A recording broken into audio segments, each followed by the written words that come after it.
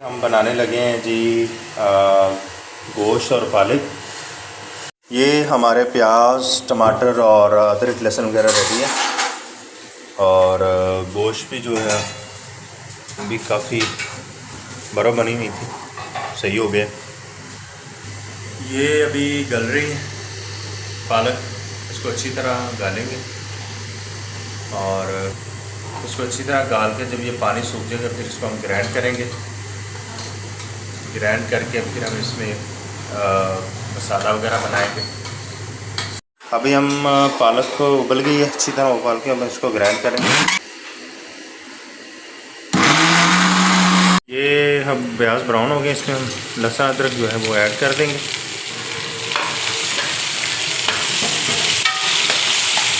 ये अब हम इसमें डालेंगे पहले गोश्त। पहले हमने लहसुन और प्याज वगैरह अच्छी तरह भूना है। अब हम इसमें गोश्त ऐड कर दिए। अब हम इसको अच्छी तरह भूनेंगे इसमें। अब इसको हम भूनेंगे अच्छी तरह। गोश्त को भूनने के बाद हम इसमें मसाला ऐड करेंगे सबसे ज़्यादा। ये अब हमारा गोश्त जो है वो अच्छी तरह भून रहा है। अब हम इसमें ऐड करने लगे हैं जी टमाटर। 3 टमाटर हमने इसमें ऐड किया। इसे अच्छी तरह भून लेंगे। अभी हम इसमें चले मिर्च ऐड 1 स्पून, हाफ स्पून और डालेंगे इसमें। और इसमें अब ऐड करेंगे हल्दी 1 स्पून। और अब हम इसमें ऐड करेंगे 1 स्पून नमक।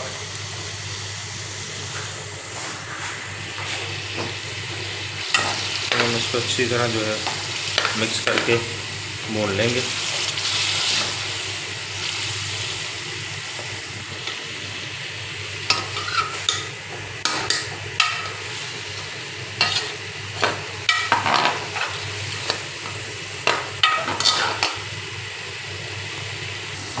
अभी हमने 5 मिनट इसे भूनना है। अभी हमारा गोश्त जो है ना वो अच्छी तरह भून गया। अब हम इसमें ऐड करेंगे उसका पेस्ट पालक का जो हमने बनाया था।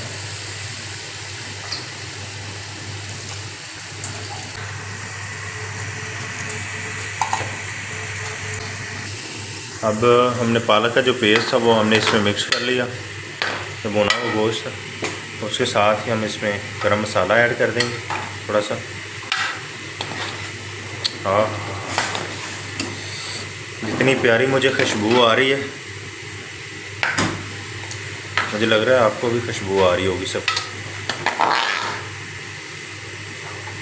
और ये बहुत यम्मी बन गया। अभी हम इसे भूनेंगे अच्छी तरह, फिर उसके बाद हम इसे 10 मिनट के लिए जो है वो दम पे रखेंगे। फिर उसके बाद हमारी गोश्त और पालक पक के रेडी हो जाएगा और फिर हम खाएंगे मज़े से। माशाल्लाह माशाल्लाह, हमारा जो है वो पालक और गोश्त अल्हम्दुलिल्लाह रेडी हो गया। चेक करें, और बहुत मज़े का बना है ये। अब हम डाल रहे हैं उसमें प्लेट में, फिर हम इसको टेस्ट करते हैं। इसकी खुशबू इतनी प्यारी आ रही है कि मैं आपको बता नहीं सकता। चेक करते हैं किस तरह का बना है। बिस्मिल्लाह।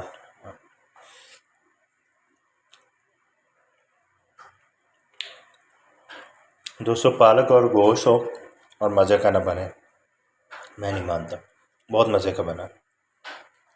तो दोस्तों, इसी के साथ मुझे इजाज़त दें और मेरे चैनल को सब्सक्राइब करें और बेल आइकन पर क्लिक करें ताकि मेरी आने वाली जितनी वीडियो वो आप सब तक पहुंच सके।